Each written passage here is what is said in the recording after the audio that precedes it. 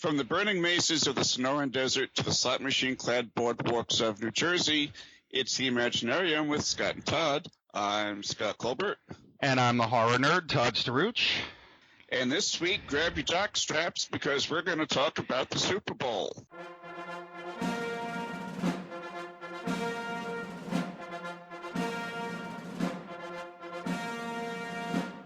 Yes! I'm sure that after this episode, a good number of people are going to hate one or the other or both of us.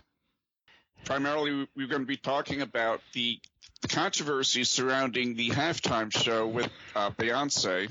Although I think probably what was more offensive to me was they actually had Coldplay on. Go ahead, Todd. I'll let you start since this was your idea. Okay. While I was watching the Super Bowl with a fairly large group of people, and I think it's important to point out it was a pretty diverse group as far as ages and racial makeup goes, and that point will be important later. And when the halftime show came on, the first thing we said was, "Dear God, Coldplay sucks." And I never thought I'd hear myself say the words, "Please bring out Beyonce and Bruno Mars," because at least, if nothing else, they're entertaining. So out comes Beyonce and her dancers, and we're like, okay, Beyonce's got a nice ass, and she's shaking it pretty well, and wow, those girls are really hot. You know, total objectification of women. And then, Bruno Mars did his thing, and I actually like that song that he does, Uptown Funk. And not one person said anything about there being a political subtext or a political message. No one said, "Oh my God, can you believe they're wearing Black Panther outfits? Oh my God, can you believe that they're putting their fists in the air like the Black Panthers?" No one said a word. All we did was critique the performance. And then the next day at work, I'm at one of my clients, which is a big company. Again, a very diverse group of people. And we talked about the game amongst the football fans, people actually, we like football. And we mentioned the halftime show. And again, it was critiquing the performance and where it ranked among Super Bowl halftime shows. And not one person said anything about any controversy or anything. Lo and behold, my social media Monday, not even Sunday, Monday, Tuesday starts to blow up about, Beyonce, her political statement. Can you believe it? It was terrible. And another important note, I think, is in my news feed, not one person wrote anything original. Everybody was just sharing articles that they had found on FoxNews.com or HuffingtonPost.com or wherever the fuck else they found it, and said, "Oh my God, this is so true." Not one person wrote an original post about, as I was watching the halftime show, it occurred to me that Beyonce was making a political statement. For me, the bottom line is, was she making a political statement? Yeah, maybe she was. Now that I've had several days to think about it, I'll buy it. To me, a big part of it was manufactured because no one in my sphere said a word until the article started showing up on social media, and then all of a sudden, everybody was all over it about how horribly racist and offensive Beyonce was. And if you honestly think that, that's fine. I personally didn't see it. I consider myself a fairly bright, well-versed guy who's into history and politics and social issues. Not once did it occur to me, oh my God, what would that bitch Beyonce, how offensive. So I think a lot of this was manufactured, and a good percentage of the people who are angry about it are angry because someone told them they should be. Ball over to you there, Scott. Well, before I get into my opinion, I have a question for you, because you said that, after a few days, you finally did see the political subtext to her performance. Now, I'm curious: is it that you actually saw it, or is it kind of like, since everybody had been talking about it? I think I know what you're trying to say. You're actually looking for it and maybe reading more into it than what was there. That's just kind of a devil's advocate type question. No, that's an excellent question, and perhaps I didn't phrase it properly. I am willing to. I went back and I watched the performance a couple times, and I am willing to entertain that there are people who read the political message into it. I did see some pictures posted, some screenshots where one of the dancers was holding a sign saying support some guy who's in jail. I don't even know his name, to be honest with you. So I said, oh, well, okay, I did not see that during the performance, but somebody found a screenshot where one of the dancers was supporting, some guy who's in prison for maybe shooting a police officer or something. So I'm willing to entertain that there are people out there who could have read a political message in her performance. My overall point is that 90% of the people who are complaining about it never saw any such thing and are just jumping on the current outrage bandwagon as it passes by. I totally agree with that. I did not. This was probably the first Super Bowl in several years that I didn't watch. I really, honestly, I didn't have an interest in either team, and I wasn't all that interested in any of the commercials, because I usually, in the lead up to the Super Bowl, there's leaks of the commercials that are going to be coming up, and I didn't really see any that made me want to sit through 4 hours of the game. And that's another thing. How is it that this game, the Super Bowl, always manages to last about 4 fucking hours, and every other game is maybe 2.5 or 3 hours? How do they do that? Well, when you're selling ad space for $5 million a minute, you stretch that shit out as long as you can. When I started hearing about the controversy, I didn't really even have an interest in seeing it. But finally, I looked on YouTube and I did watch it. First I watched Lady Gaga's performance of the Star Spangled Banner because everybody was talking about how wonderful it was, and I thought, well, I've got to see that because I've never been a big fan of hers. But I will say she did knock that out of the park. She did a great job. Great rendition.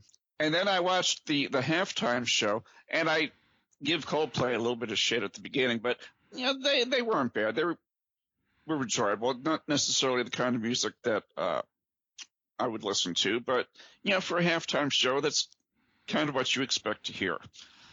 And I like Bruno Mars, so anything that he does is okay by me. And I've never been a Beyonce fan, but I didn't necessarily have a problem with her performance. I didn't see it as being overtly political or trying to make some kind of a specific statement. Given the context of the song, given that she is black and that it's Black History Month, all of that tied together made her performance stand out. I still am not a huge fan of hers just because, again, the music isn't what I listen to. She shook it. She did exactly what she wanted to do. And the outrage over it, it's funny. And we've talked about this time and time again, but social media, people just look for things to be outraged about. Yes, they do. And this was definitely one of those moments where people are just looking to be outraged. In fact, even during the Coldplay, when they were playing, I saw a lot of tweets about how they were supporting gay rights, and this was a pro-gay song, and this, that, and the other thing. And all they were doing was promoting their album, which had that type of artwork on the cover. So it's not like they were making any kind of a statement. That's just they were promoting their album. But that's the kind of thing that people latch onto now. It's astonishing, Scott, and I posted something about it, and you participated. in the thread as you usually do. There's always one or two people where it's got to, the car has to veer off the highway into a ditch and hit a tree, you know. But and that's okay. People get passionate about things. Lord knows I do. But I just find it fascinating. And one of the comments that was made was, "Oh, well, maybe the people that you are talking to or associate with are unaware of history, or don't are just not in so many words, but basically are too dumb to realize what she's making a political statement or whatever." And I find that highly insulting. You're always going to have in any group of people those that care and those that don't care. I know a lot of people that are like, look, I just try to make it through each day. I'm not really concerned with bigger social issues or whatever. I'm just trying to survive. And that's fine. So those people are never going to see any kind of a political subtext because they're not looking for it. Then on the other extreme, there's people who are looking for a statement in everything. Every commercial, every speech has some hidden message. They scour, and I'm just invoking Obama as an example. They scour Obama's speeches for any little thing where they could say, you see, he's pro-Muslim, he's pro-Muslim. And I'm like, it must be exhausting to be like that, Holy shit, how about we just watch a singer and some attractive dancers perform at the Super Bowl? I don't like Coldplay. Some people do. Okay. It was a Super Bowl halftime show. We all know that in the wake of the ridiculous Janet nipple thing, they try to keep it as vanilla as possible. And let's face it, you don't get any more vanilla than Coldplay. I don't think they could insult anyone if they put their minds to it, Oh, yeah. But you're right. And when they showed, like, someone posted a meme with the picture at the end where, like, the fans in the stands had all the cards that spelled out, like, peace and love in colors or something like that. When I saw that, my first thought was, holy shit, how did they pull that off? Yeah. How did they get it right? And then, of course, I didn't know the Super Bowl was suddenly a gay pride rally. Really?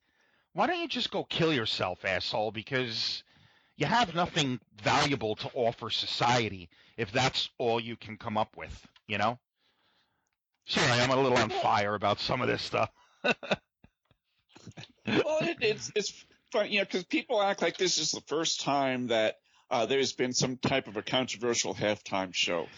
And it's happened before. There was controversy when Michael Jackson performed back in the 80s or early 90s. I forget when. When Hank Williams Jr. performed, and he had, like, the Confederate flag behind him. Yes. Nobody said anything about that back then. Well, that's when you could still fly a rebel flag and get away with it. Controversy has always kind of followed it around, whether, intentional or not, and I don't necessarily think it is. People are more willing to look at things in either black or white, no pun intended. We've lost our sense of objectivity. Yes. We just can't be objective about anything anymore. We always have to have an opinion on something. And you kind of alluded to this in a post today, and I can't remember what it was about. And my comment was, but social media told me I had to have an opinion. Oh, it was really the Kanye West thing. And I was kind of joking about that, but you know what? There's a lot of truth to that. A good example for me is like the Super Bowl and the halftime show. I really didn't care about it, but I kept seeing it in social media, and it kept popping up in my Facebook and Twitter feed until finally I had to take a look at it and then develop my own opinion. And I never would have done that if I hadn't had my face stuck in Facebook and been reading my Twitter timeline. So it's kind of interesting. It even works on me. And sometimes I like to think I'm kind of above it, but I'm not. I like to get in there and be an asshole sometimes. one of, the phrase I really hate is I'm entitled to my opinion. And it is true. And I don't even mind that. Lord knows I have an opinion about everything. I have an opinion on which way the aluminum foil should face, when you're cooking. Yeah. But it's not even about having an opinion anymore with a lot of people. It's all about being right. You and I have disagreed on things that I have posted about before, and it's fine. We are friends, and that happens. We just are on different sides of an issue sometimes, and neither one of us feels compelled to be right about it. Or I should say, we probably both think we're right about it, but I don't feel the need to convince you to come over to my side of the issue. Well, exactly. There's respect for one another, and that's something that it's far too rare sometimes. And I respect people who have a difference of opinion with me. I may think their opinion is really fucking stupid, but I respect them for at least having an opinion. That's kind of how things always have been. There's never. Here's a good example, and this is something that I had mentioned when we were talking about things to talk about tonight. There was a post about John Connors talking about Bernie Sanders and Bernie Sanders' record on racial equality, and how Connors said that he never saw Sanders in any of the marches or any of the political activities that he was engaged in back in the 60s with Martin Luther King. Well, Twitter and Facebook just, blew up over that.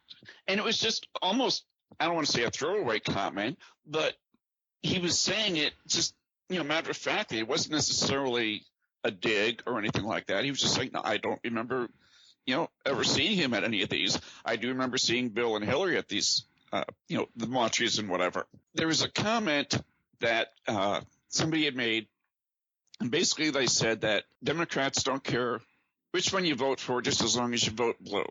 And I looked at that and I thought, no, not in this particular election, because everything was it's so divisive anymore. You can't even have a good spirited rivalry between people without, the guns coming out and trying to kill one another. Yeah, it's truly sad. As I've mentioned before, and as anyone who knows me even a little bit knows, that I am very political. I'm into politics. I follow along. And in this election cycle, I have never seen anything like it. I mean, back in the, Clinton days, or Bush 1, even Bush 2, even Obama, yeah, I saw a lot of bullshit and, a lot of racial stupidity comments, and those I could just brush aside. The people who were, had brain cells, whether you were for Obama or not, at least they had a rationale. Like the people who said, well, I don't think Obama should, is qualified to be president because of his very limited political experience. Okay, I'll buy that. Like, you feel that way? That's at least a rationed argument. Then you had people who were like, I'm voting for Obama because it's time to put a black man in the White House. Really? That's your only reason? Even that, you could give someone a pass on. But now oh my God, if you vote for Trump, you're an idiot and we can't be friends anymore. Wow. Really? Okay, bye. I just, I think Donald Trump is a complete and utter buffoon. But if someone chooses to vote for him, this is America. He's running for president. He meets the qualifications to run for president. Let him do it. I mean, all I will say is, once he's in the White House, people are going to start to say, "Oh, dear God, what have we done?" But let them do it. And Trump actually is a good example of why I think we we may need to adjust the requirements for running for president just a little bit. Because the only two requirements for running for president are being a U.S. citizen and being over the age of 35. That's it. So you and I can run for president. I think we should. Well, I understand to a degree why the founders did that, because they didn't want it to be an elitist system. And what do we tell our children? You could be president one day. We all know that's bullshit, because the tagline should be, you could be president one day if you have millions of dollars. We should throw that in. But I see what you mean. That's a slippery slope. I don't know, to decide what the other qualifications should be. I don't know that I think we could do a whole show just on that. And I also think when they were coming up with that, obviously there's the Oakley Seraph, it's a very different time, but people weren't necessarily politicians for life then. That wasn't their vocation. When you look at the founding fathers, Jefferson was a farmer, Washington was a farmer, Adams was a lawyer, Franklin was an inventor. They had all these different other jobs. Politics and being leaders weren't what they weren't. It wasn't their lifestyle. Right. I guess is right. It wasn't their career. Yeah, and honestly, there wasn't a whole lot of people to choose from then. So I understand the reasoning behind it, but at this point in our society, and at this point where we have, I guess, over 300 million people in the country, I think the process, the vetting process of who can run, I think might need to be changed just a little bit. And I know somebody's going to ask, well, what do you suggest? And my response is, I don't fucking know. Right. Yeah. People who get paid much more than I do for thinking of these things would probably have a better idea. But ideally, I think it should probably be somebody who has some kind of experience in politics, or experience in community service, or being in some kind of an elected office. Hell, even if they were just a council member on your local city council, I think would be fine. People like Donald Trump, this billionaire businessman, with no political experience at all and really no people skills whatsoever, can run. It makes a mockery out of our system, I think. I see where you're coming from on that. I really do. But then you get into the whole, career politician kind of a thing. So, and I'm not sure that that's necessarily good either. I don't know. Again, to your point, I don't really have the fucking answer either. I think, I don't know. I really don't. Yeah. Well, I do think there need to be term limits on senators and congressmen. Nobody should be able to make a vocation out of politics. When I look at somebody like John McCain or Bernie Sanders, both had been in the Senate for somewhere around 30 years. That's a little bit too long. If I think 2 terms would be more than enough. That's 12 years. I think any more than that, you just lose all sense of objectivity about people and about the country, and you start to become beholden to the special interests. Yeah, I have been a fan of term limits for a really long time. As you said, it was never intended to be a career. To your point, again, everybody in the past had some sort of an other career or vocation. Many of the lawmakers, and I use that term very loosely because they haven't really gotten much lawmaking done of late, but they are all, something like 95 or 96% of them are lawyers. Yeah. Where's the rest? As Neil deGrasse Tyson put it, where are the engineers? Like, where are the teachers, the doctors, the scientists? Where's the rest of life? Yeah. And that's because the scientists are out doing science, and they're not interested in getting wrapped up or sucked up into the political machine.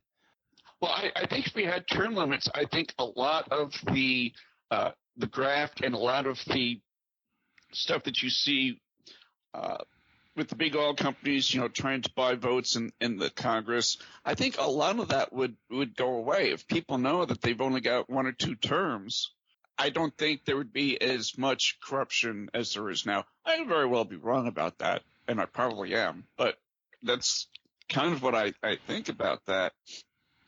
And of course, there's always going to be that because just as people, that's what we're prone to sometimes. But I think actually, having teachers and scientists and firemen and policemen would be suitable, I think. I could be wrong about that too, because Ben Carson is a brain surgeon. Look at him. So, Please.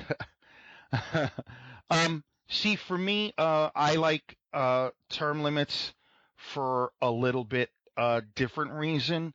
You just have to be able to adapt with the times.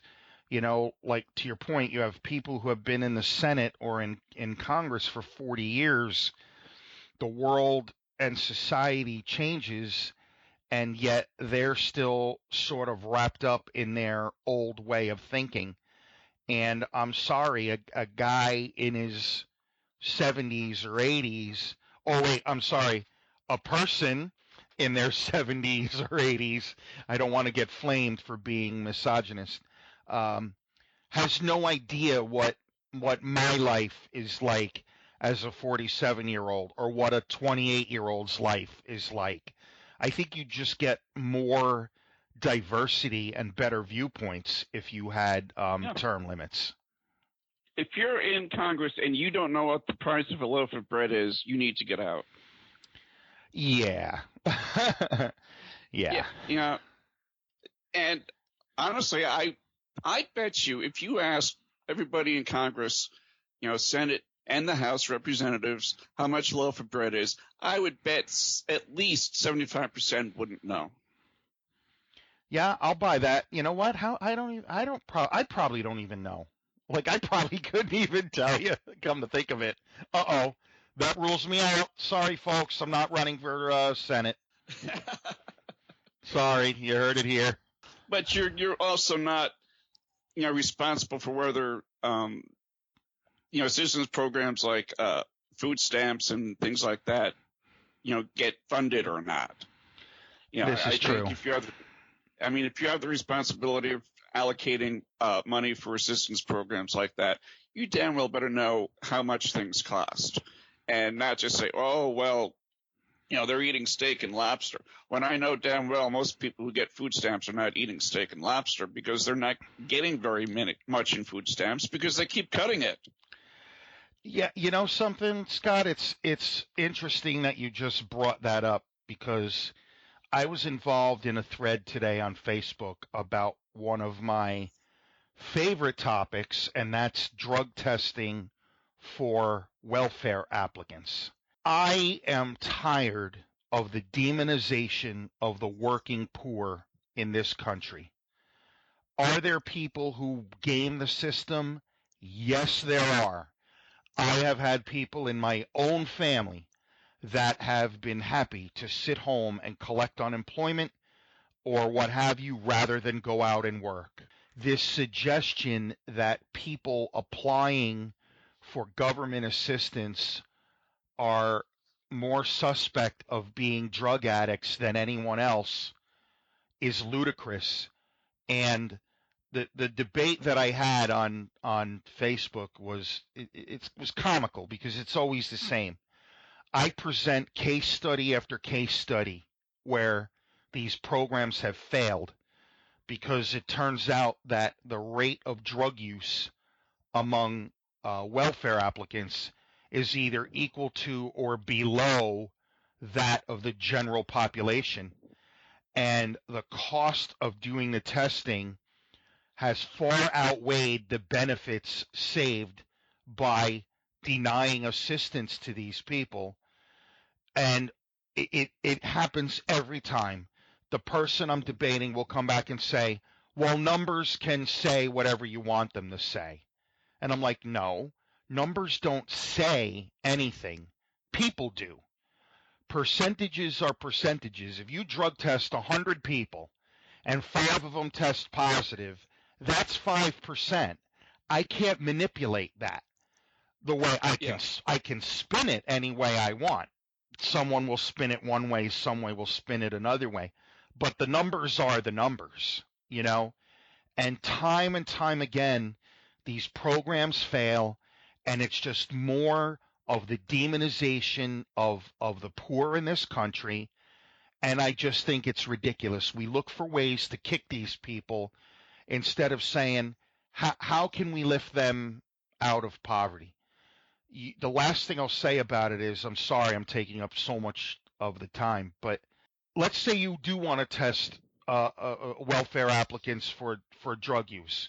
Okay, but instead of saying, we caught you, we're going to deny your benefits, how about we take the benefits we would have given them and spend that money on putting them into a rehab program? How about that?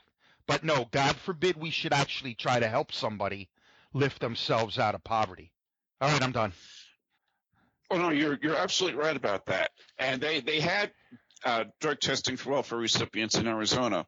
Outcome of that was the same as in the 7 other states that did the same thing. It was a miserable failure. Out of it was a couple of thousand people that they drug tested. I think 8 came back positive. If that, I think it may have even been lower than that. They spent hundreds of thousands of dollars with the testing and everything else, and 8 people out of all of the thousands and thousands of people who are on assistance programs in Arizona, came up positive. That money could have been used for education or for something else, exactly like you said. And it boggles my mind. And it is the demonization of the poor, and this idea that if you're poor, you're just not working hard enough. Right. Well, you know what? After 8 years of 8 years of a war and an economy that tanked, and how long it took just to get back to where we were before the economy started tanking, jobs were not easy to come by. And the jobs that were available were either part-time, just not paying very well, and a lot of people who were working were on assistance programs, including our veterans, which I think is a goddamn shame. There is absolutely no reason why any of our veterans should be on assistance programs, period. I'm with you there. And as far as I'm concerned, anybody that serves in the military and goes and puts their life on the line, they should never have to pay another medical bill as long as they live. They should be getting the kind of benefits that Congress gets. Yes, I agree. Why is there always enough money for another war or another weapon system, but there's not enough money to take care of the people that we send to go fight those wars? I don't understand it. Let me go back to the Super Bowl a minute, because there are a couple of things that I thought about and that I want to talk about. Okay. And one was Cam Newton's press conference after the Super Bowl that he walked out on. So I have mixed feelings about that. On the one hand, I will say that if you're going to be a guy who walks the walk, talks the talk, you better walk the walk. Excuse me. Leading up to the Super Bowl, he was all proud of himself, dancing around in his gold MVP sneakers, and where he shot himself in the foot was when people were criticizing him for that dance that he does. His statement was, well, You want to stop me from dancing? Then keep me out of the end zone. Well, that's exactly what the Denver Broncos defense did. You know, and he couldn't handle it. On the flip side, I've never been in that situation. I think Cam Newton just had a bad fucking day. You know, I do not know how I would handle that. Like where I just got my ass handed to me on the biggest stage in the world with 100 million people watching, and some reporter's going to ask me, "So, how'd that feel?" Well,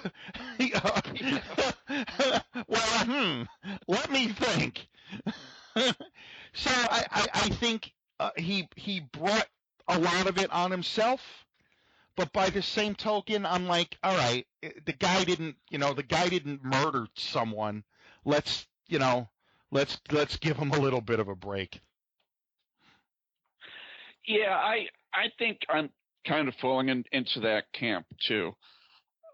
You know, on the one hand, I admit I kind of like seeing, you know, somebody's massive ego being deflated like that. Yeah. But on the other hand, he's also human.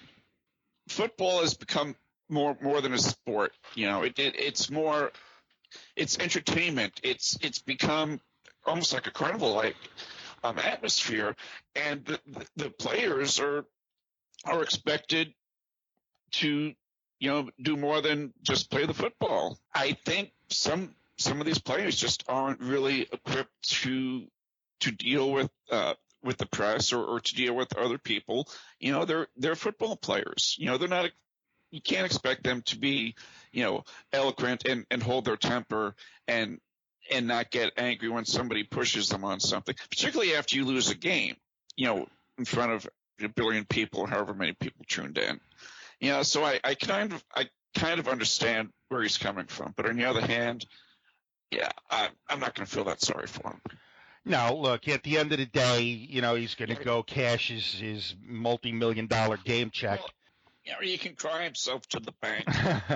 Yeah, exactly. I mean, you know, I'm not going to lie, though. I did think that, you know, he got humbled, and let's just hope that he learned from that. He is a very gifted athlete.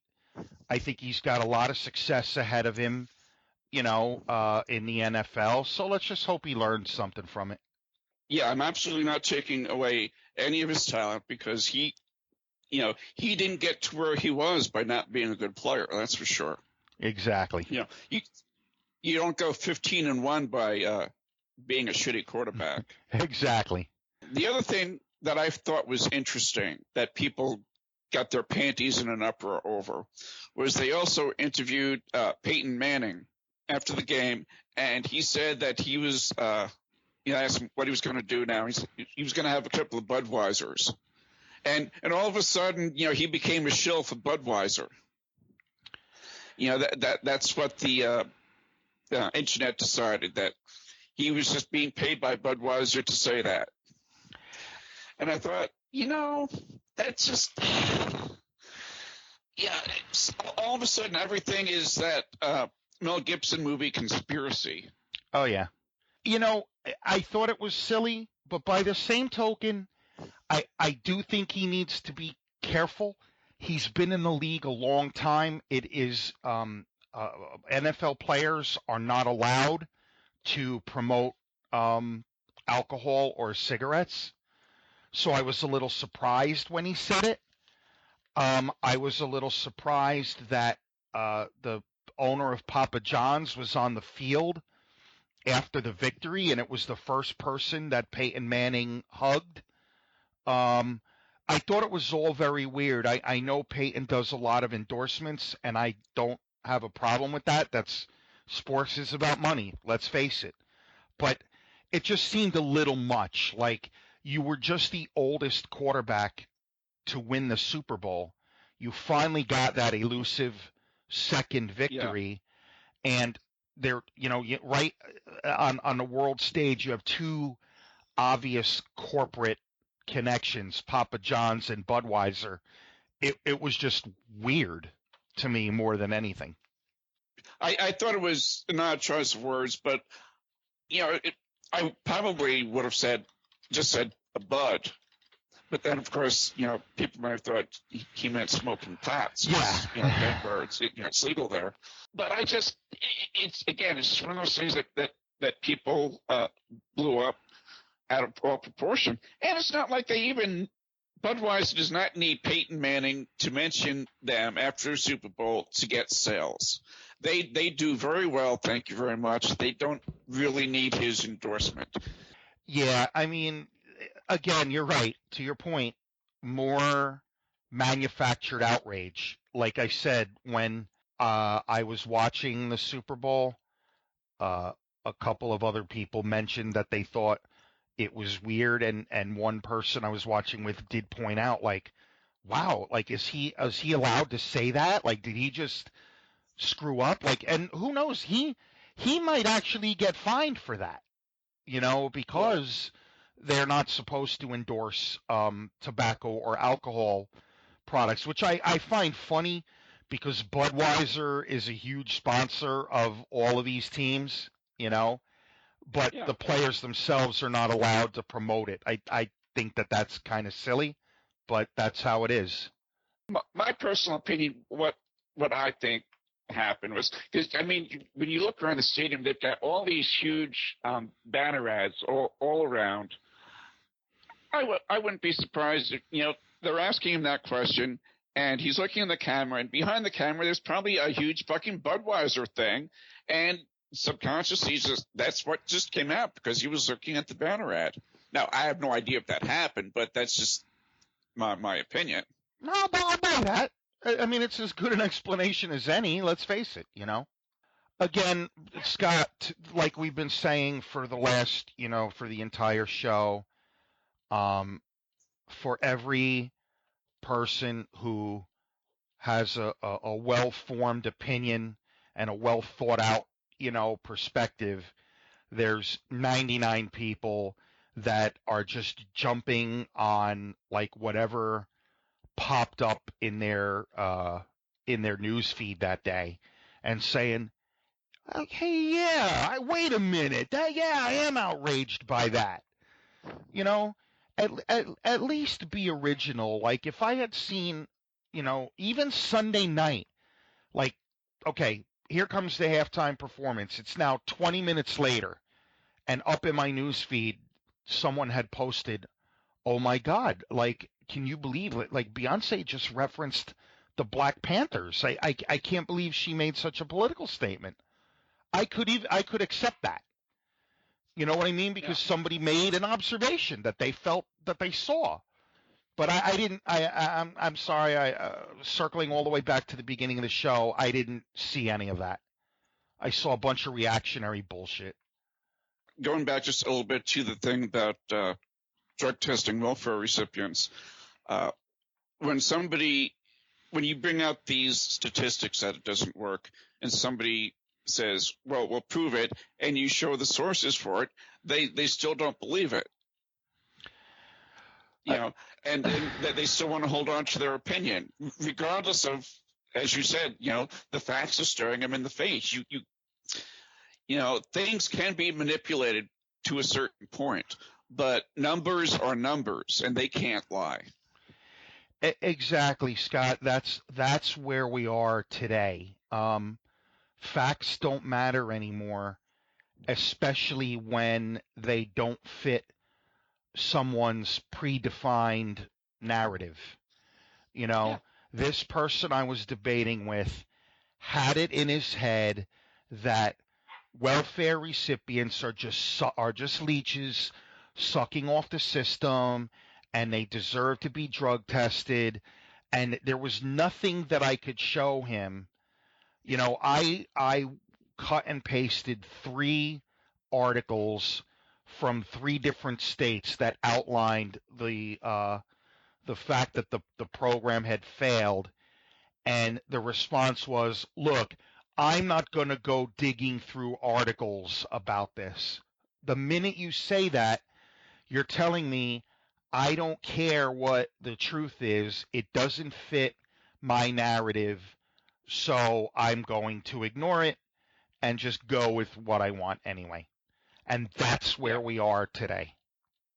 I saw that today in the New Hampshire primary, even though Bernie Sanders won handily over Hillary Clinton, they both ended up having the same number of delegates because there were superdelegates that had previously decided to go with Hillary Clinton. And the Bernie Sanders supporters were getting all up in arms and calling everything rigged because of that, when they had no clue about the superdelegates. And you post a link to what superdelegates are and why it happened the way it did, they don't want to hear it. And this is why I wish they would still teach civics in school, because you're right. People were all outraged, but it's like, folks, this is our political system. That's how it has always worked. Yeah. Now all of a sudden you're surprised and offended by it. Okay. All right. We poke fun at the internet. We laugh. We joke about social media or whatever. But someone posted. I have to find it again because I want to cut and paste it. One of my Facebook friends posted what I thought was one of the best posts I've ever seen on Facebook.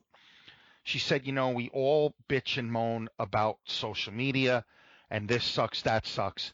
Yet we have at our fingertips instantaneous access to the summed knowledge of the entire planet. Anything you are looking for is out there. You have to be careful and corroborate your source, But look, the encyclopedia, forget about Wikipedia or whatever. The Encyclopedia Britannica is online. Yep. Go find out what superdelegates are. Like, it's there. Like, it's not a mystery. If you see a post, oh, this superdelegate thing. Yeah, that's fucking wrong. That sucks. Instead of doing that, say to yourself, I wonder what superdelegates are. Let me go find out. No one wants to do that. It's too much. It's easier to just, cut and paste or forward some bullshit. Or they'll say, well, that's a biased source.